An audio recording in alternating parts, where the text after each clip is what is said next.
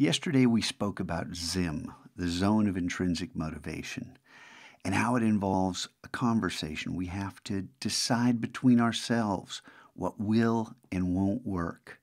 And then a negotiation, you trying to convince me that what your idea is of value. And then a celebration when everything works out. Intrinsic motivation is something you want to tap into. And it also ties directly to AMP. This idea of autonomy, mastery, and purpose, I got straight from a book by Dan Pink that I encountered after formulating ZIM. And I couldn't believe how well it folded in. If you're interested in learning more about this and don't really want to read a book, I'll give the option today to watch one of two videos. There's this RSA Animate video, which if you notice has been viewed 13 million times, and this TED video, which has been viewed 12 million times. So why are these two talks and they're two very different talks about the same subject, why are they so popular? And it's because we have been operating under false assumptions of what works in life, in business, in school, and the ideas of carrots and sticks, and I'll let Pink speak for himself.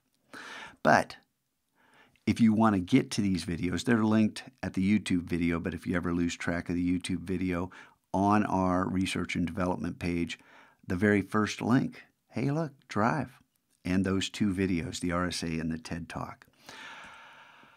AMP. Autonomy is the first step, giving you a choice in the matter, giving the worker, the individual, an opportunity to contribute. Not just the boss saying, here's what I want you to do, and here's how you're going to do it, and I want it done exactly the same way every single time. The idea that you are involved in the process is so important, and that comes straight back to ZIM with the what I want you to do and what you want to do. Mastery.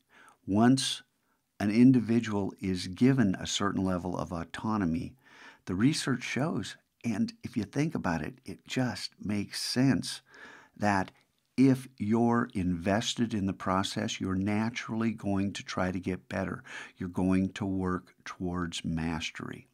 Not just remembering something so you can spit it back out on a test, but making it your own because it's important, because it's of some value to you. And then most important, the one that's overlooked again and again is purpose. The purpose of what we're doing has to be larger than ourselves. And I know it always begins with the individual, but we've had this conversation over and over about school and how school is broken and it needs to be fixed. So how do you fix a system that is controlled from the federal government on down through every level of government? Well, we fight it from the inside out. We prove that another way can work, and that's why we've gamified our classroom. That's why we're trying all kinds of new strategies. Our purpose is to prove to others that there are different ways to run the education railroad.